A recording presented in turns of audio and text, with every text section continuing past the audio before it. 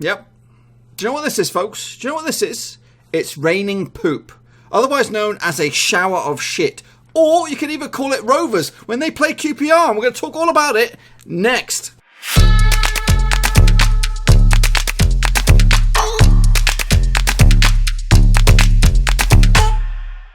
That's right, folks, back once again with another match review, this time picking apart Blackburn's latest match, the latest shambles as it took on QPR down at their place, and we'll get to that in just 1 second. If you're new to the channel, smash your subscribe button to keep you bang up to date with all things Blackburn Rovers related, championship related, whoa, football related, we're going all here under our Rovskis. Yes, folks, it was a shower of shit. You could even call it a tower of shit.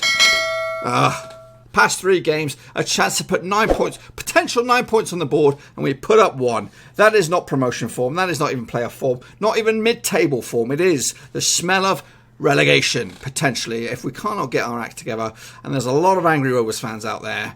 But anyway, let's take a look at the match in a bit more detail, shall we? Here we go. That's right. 13,560 fans were in attendance to watch the Tower of Shit. That was Rovers 4-2 demolition. Or 4 demolitioning by QPR. They absolutely ripped us apart without playing that good. For the first 60 minutes, they were a bit part team in this. But that bit partness ripped us apart. We're like a wafer-thin defence. Every little fart goes in the back of the net. We cannot defend to save ourselves here. And we cannot shoot on target at all. We create half-assed chances that are little to no effect. Anyway, let's break down the game a little bit more. So Nahki Wells did take a one and only opportunity. Before that 30-minute mark, it was Rovers. We were controlling the game, but like I said, not creating any chances with any of these, with any of that possession. So Nahki Wells took advantage, bit us where it hurt, right in the backside, and got themselves 1-0 in front before half-time. Maybe, just maybe, it was a kick up the arse that we needed, but we come out, and it was more of the same. It was easy peasy, and Easy managed to smack in number 2, 49-minute mark, and Rovers looked lost, absolutely lost. We're actually given a bit of a lifeline into this game when there was a foul inside the box. I think it was Armstrong, I'm not too sure, but then Bradley Dack upstepped, the big lad. I doubted his penalty taking abilities, but he managed to put it in the back of the net. Game on, you would think. 2-1, we got plenty of time. We got like, what, 30 odd minutes. We could actually get a point out of this, maybe even nick it. Just like Forest midweek, we could not keep ourselves concentrated for like 5 minutes. 5 minutes, folks. It didn't even last that. It was 3 minutes. And then they were 3-1 back in front. Game over. And they were absolutely in cruise control. And like I said, little to no. We'll have a look at the stats in a minute. In fact, it stinks. It stinks of a dominated display by Rovers. So I'm very, very disheartened with that performance. When you see the numbers, and I'm not even done yet. Hugill, the substitute, comes on and adds yet another tally to the charts, and another goal for him, who's been free scoring. Why didn't we see this one coming? I have no idea. So let's take a look at the numbers then that matter. So the numbers that matter here, we actually bossed possession. 56% of possession was dominated by Rovers, or in our hands. 44% for the hosts. We were successful, we just shaded them with our passes. 81% of our passes went to the intended target, 80% for QPR. They had more dribbles than us. They dominated the aerial display, 14-12. We had more tackles on the ground, 4 corners apiece. It's a very, very a game that, when you look at the stats, smells that we dominated this game. And in truth, we dominated possession, but we made little to no avail of those bits of possession for us. Anyway, let's take a look at and what made things worse was we lost our best defender this season. And that was Cunningham after like 15 minutes or so. So that was a big, big blow. And eventually, once he went off, basically our points went with him too. So a quick look at the starting lineups for you. First and foremost, the hosts, QPR, and the boss men for today. Kelly between the sticks, Manning, Barbe, Leisner, Rangel, Scowen, Cameron, Eze, Chair, Osayi-Samuel, and Nahki Wells up top. Dominated us from start to finish. Without playing good. I keep on saying that. But quick look at the Rovers lineup. What between the sticks? Cunningham, Williams, Lenihan, and Bennett. Evans, Downing, Dack, Armstrong, Rothwell, and DG. There are some names that we've been screaming out for. We've been screaming out for Graham. We've been screaming out for Rothwell. But it was little to no avail. And here come my match ratings. So I had a big fat hairy 3. Cunningham, my man of the match, he had a 6, basically because he was only on the field for like 10 minutes. Williams had a 3. Lenihan also had a 3.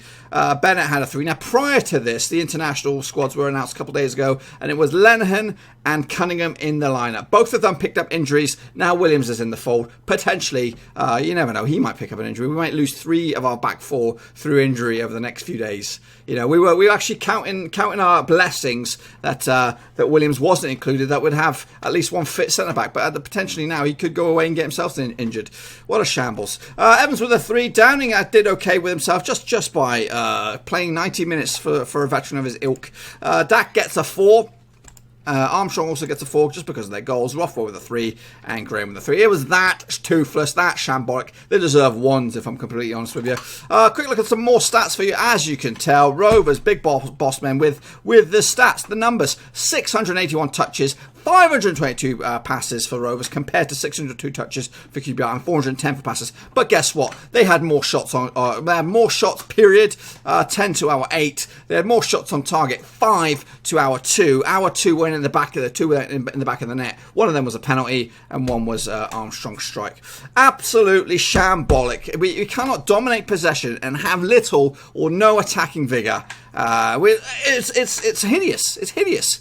You know, we have all the niceties of the quality players, the fleet of and some flair players as well, but they're not creating anything. Why don't you have a pissing shot? Why don't you have some shots from midfield? Johnson would have provided that, I'm sure, in place of Evans. I'm sure he would have had more attempts. It just lacked that bite in midfield. It was trying to be too tidy in the middle of the park, and it created little for us going forward.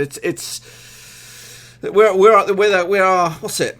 The reason of our own downfall, or words to that effect. And as you see down the bottom there, if you want to break apart where those shots took place. But QPR, four in the back of the... So they had five on target, 4 in the back of the net. Doesn't smell of pretty roses, I'm afraid.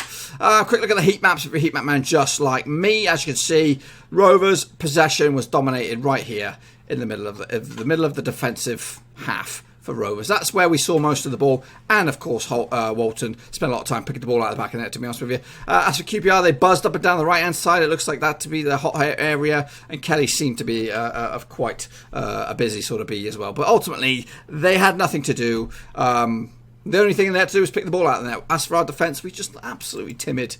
I'll get back to the game in a minute. Let's take a look at what else went on this weekend in the Championship. There's some other big results. Birmingham picked up a lastminute.com home win against Middlesbrough. That was on Friday. The early kickoff on Saturday ended up as 2-2 draws. Another surprise result there. Charlton picking up a point. Brentford left it, they did just enough to get the win. 1-0 win. West Brom put 4 past Cardiff. Preston put 5 past Barnsley. Stoke got their first win on the board. Is it enough to save Jones from the sack? We'll have to see. Sheffield Wednesday also pipped Wigan 1-0 at Hillsborough. Bristol City also pipped them at Reading 1-0. Millwall beat Leeds 2-1. Huddersfield got themselves a back-to-back wins, I think, for them now 3-0. And Derby picked 2 against Luton Town. So this is what the state of flux looks like out in the Championship at the moment. West Brom flying high, 22 points. Nottingham Forest are second, 22 points as well. Preston, Swansea, Leeds and Bristol make up the top 6. As for the bottom, it's Stoke, Barnsley and Reading going down. We are in a bit of free fall, I'm afraid. But realistically, let's not panic too much. It's not great, but we need to bounce back fast. We are 6 points off of playoffs. If we really still got that pipe dream going on, I don't think so. I think we look distant. I think there could be a bit of a revamp for Rovers in the midterm, I should say. I think there's no pressure on Mowbray just yet. But I think we could be on borrowed time with him. I think he could be either at the end of the season, maybe a move on pastures new. I don't know. Take a look at what's going on next. Obviously, international break, so a chance to kind of clean house a little bit. Maybe, just maybe, Mowbray can sort of shit out and pick the team that he actually needs to get the results. Because right now, maybe Dack needs to be dropped. I have no idea, but we just need to find that magic moment, the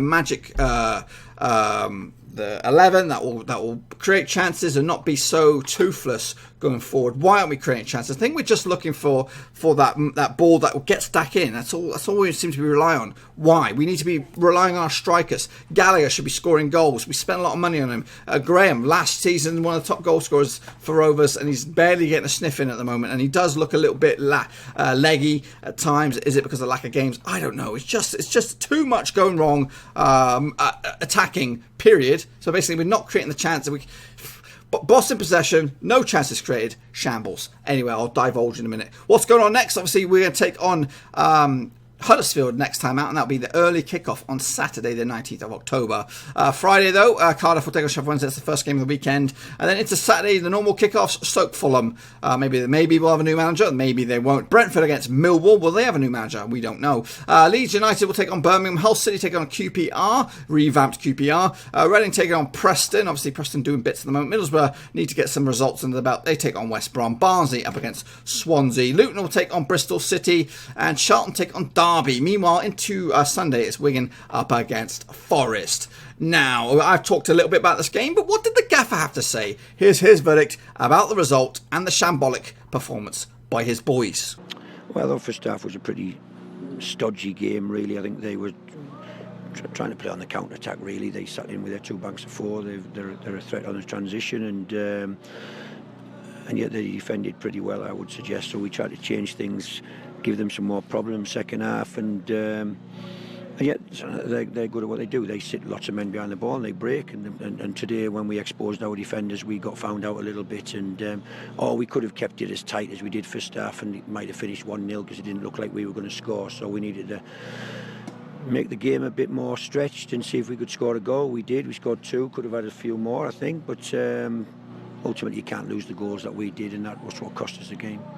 No, I don't think it was that. I think you can see the game. If you know anything about football, you can see that we are a decent team, but you can't lose 4 goals, and it's just the balance for us of whether we're going to protect our back four and sit with defensive midfield players like they did, or we want to attack and try and score goals. And so first half we sat in, they scored from a nothing goal, really, a cross in the box that we didn't deal with. Second half we decided to attack and be more positive and open the game up, and as I say, our defenders didn't really deal with the situation, really. It doesn't matter, really. I've got no interest. We've got 2 weeks now. They'll rest. I think the first week it's always a tough schedule. Some of them will go away on national duty. They'll have a few days training. It'll be training. It won't be tactical. They'll just keep ticking along, really, and then we'll build up to Huddersfield at home for the second week of this international break. Meanwhile, after the gaffer, what about the fans? Well, they've been in free fall over on Twitter. Let me have a look. Josh Boswell says this will get called reactory, or words to that effect. But anyone that knows me knows I've said it for a while. Tony is a lovely man, but I'm convinced he can't progress us any further than we are now. He's basically saying it's time to move on. Dack Kiss Holtby, so it must be a new one. Spent 12 million on strikers and can't get shots on target. Defence has been awful for ages, and yet Mowbray won't sign any defenders. Clueless tactics from Tony Mowbray again, lumping it forward to nobody. Starting to question if he's the one to take us forwards. These are their opinions, not mine. I'm just putting that out there. Elliot Kinsella. Imagine going to QPR and being 4 down with 15 minutes to go. Going backwards this year. Something needs to change. Players not good enough. Manager making poor tactical decisions. Meanwhile, Matthew Redford, a.k.a. Redders, says, sick and tired of the negativity around Rovers when we lose. Yes, today's result performance wasn't good enough, but those calling for Mowbray's head seem to have forgotten they are 35 games to go this season. Fairly average start, but it's something to build on. Meanwhile, Liberal Brit said this. Turns out back line with Bennett, Williams and Bell can still be cut through like a hot knife through butter. Defenders are coming, he says. The one and only Deuce, friend of the channel. Absolutely dreadful half for Rovers. Even before Cunningham went off, we looked second best. Bell coming on added a feeling of dread, and sure enough, he didn't do well enough defending QPR's goal. But worse is our attack, completely toothless. DG and Rothwell having absolute stinkers. I think that was a mid-tweet during the game. Mickey Delap said this, pedestrian, lack conviction, disjointed, second best, drab, unaspired. Have I missed anything? Philip Thompson, also a friend of the channel. Complete garbage from Rovers today. The first time I've ever really questioned Mowbray's reign at the club. He's been great to stop where we were heading 2-3 years ago, but I think it's time we change. This performance and our recent results have been abysmal. Jimmy said, what Rovers need? Some actual defenders, some actual winners, and a goal scorer. Without that, we'll continue to be mid-table and go nowhere. I can't understand why our right back at the club, our only right back at the club, struggles to get even 5 minutes on the pitch. Danny Baldy says this, screw off with Mowbray out. Shit, it wasn't Mowbray out when we beat Reading away. Never expected more than mid-table, and that's where we'll end up. And Stevie H says this, 11 games, God, so time for a quarter season rating, C-, okay in places, but the sum so far is less than the parts. Must do better, especially with some of the attacking players we have. Boys and girls, well, it's written down there on paper. 4-2 against QPR, a team that the scoreline does flatter. The scoreline does flatter QPR. You know, I'm not saying they didn't deserve it. They did 100% deserve the 3 points, but to score 4 past us, you know, it makes us look bad, and we were bad. We were absolutely horrific, terrible defense, shambles, didn't create nothing. A lot of possession, a lot of passing, but going nowhere with it. Holtby does look a character, and I think perhaps we need to drop Dack. We need to say, you know what, kid, you know what, you might have all the passion in the world, but right now it's not working for you. Have a game on the bench or something like that. Give Holtby a go in that role, and then play strikers where they need. Gallagher down the middle, maybe 2 strikers, Gallagher and Graham, and I don't know. Something needs to change.